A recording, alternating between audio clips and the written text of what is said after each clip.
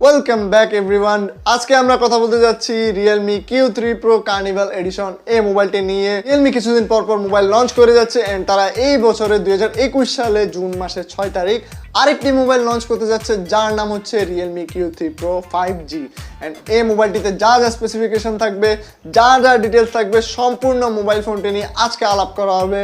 চলুন ভিডিওটি শুরু করা যাক। ফার্স্টে বলে দিই, মোবাইলটি হলো একটি 5G স্মার্টফোন এন্ড এর প্রাইস রেঞ্জ ধরা হয়েছে 25,000 টাকা, যা একটি মিড রেঞ্জ বাজেট আপনারা বলতে পারেন। এন্ড এই মিড রেঞ্জ বাজেটের ভিতর তারা আপনাকে অফার করছে একটি ভালো স্মার্টফোন।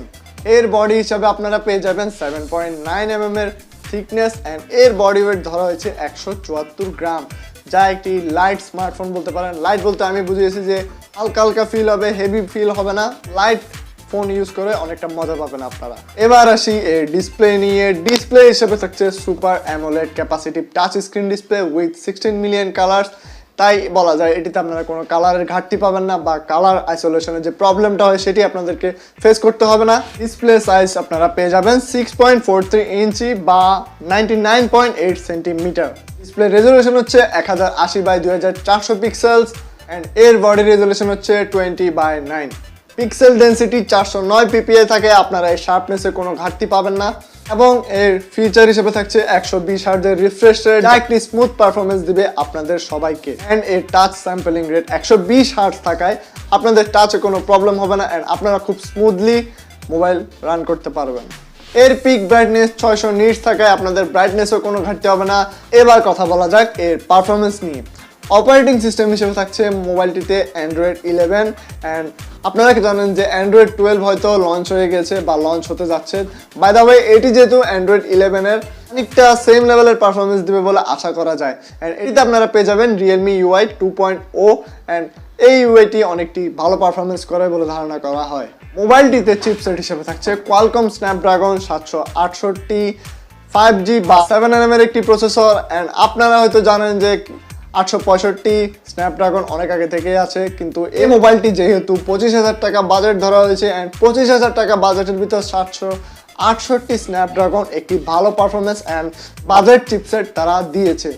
সো যারা গেমার রয়েছেন অ্যান্ড যারা এই মোবাইল ইউজার রয়েছেন তাদের মোবাইলে কোনো ল্যাগ বা অন্য কোনো ইস্যু বলতে পারেন আপনারা, অ্যাপস ফ্রিজিং বা অন্য কোনো কিছু, এইসব কিছু দেখা যাবে না। জিপিইউ হিসেবে থাকছে Adreno 620 অ্যান্ড আপনারা বলতে পারেন যে Qualcomm স্ন্যাপড্রাগনের সাথে GPU Adreno 6, যা একটি ভালো ক্যালকুলেটিং এর জন্য বা ভালো প্রসেসিং এর জন্য।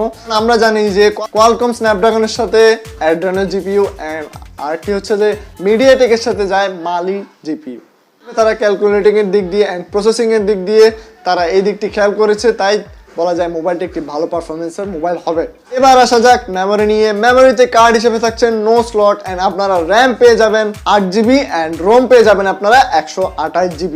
হয়তো অনেক ফোনে দেখেছি যে 25,000 টাকার বাজেটের ভিতর তারা র্যাম দিচ্ছে 6GB বা রোম দিচ্ছে আপনাদেরকে 64GB।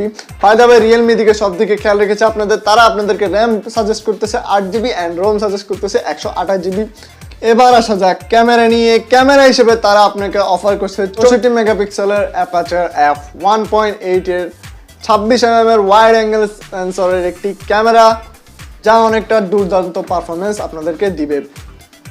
সেকেন্ড ক্যামেরা হিসেবে থাকছে 8 মেগাপিক্সেলের উইথ অ্যাপারচার 2.3 16mm এর একটি আলট্রা ওয়াইড ক্যামেরা সেন্সর, যা 119 ডিগ্রি পর্যন্ত ফটো ক্যাপচার করতে পারে। থার্ড ক্যামেরা হিসেবে থাকছে 2 মেগাপিক্সেলের একটি উইথ অ্যাপারচার f2.4 একটি ম্যাক্রো ক্যামেরা সেন্সর, যাতে আপনারা অনেক দুর্দান্ত ম্যাক্রো শট নিতে পারেন। ম্যাক্রো শট বলতে আমি বুঝাতে যাচ্ছি যে কোনো ছোট জিনিসের ছবি আপনারা অনায়াসে ক্লিক করতে পারবেন।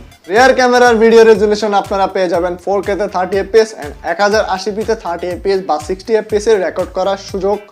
সেলফি ক্যামেরা নিয়ে। সেলফি ক্যামেরা হিসেবে থাকছে 32 মেগাপিক্সেলের একটি ওয়াইড অ্যাঙ্গেলের ক্যামেরা সেন্সর, যার ভিডিও রেজুলেশন আপনারা পেয়ে যাবেন 1080p তে 30fps। ক্যামেরার ফিচার হিসেবে রয়েছে LED flash, HDR and panorama, এই তিনটি ফিচার।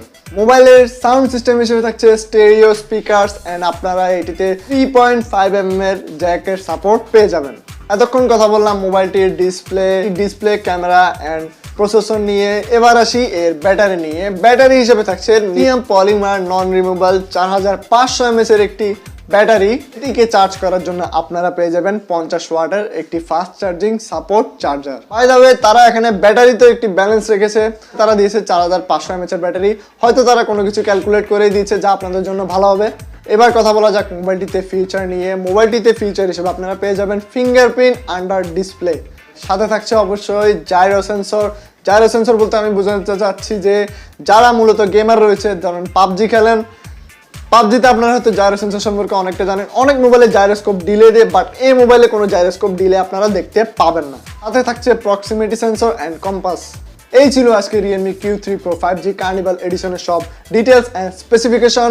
ভিডিওটি যদি ভালো লাগে একটি লাইক করে দিবেন আর একটি কমেন্ট করে দিবেন। আপনারা যদি আমার চ্যানেলে নতুন হয়ে থাকেন তাহলে আমার চ্যানেলটিকে এখনই সাবস্ক্রাইব করে পাশে থাকা বেল আইকনটি ক্লিক করে দিন, যাতে আমার নতুন ভিডিও আপনাদের কাছে সবার আগে পৌঁছে যায়।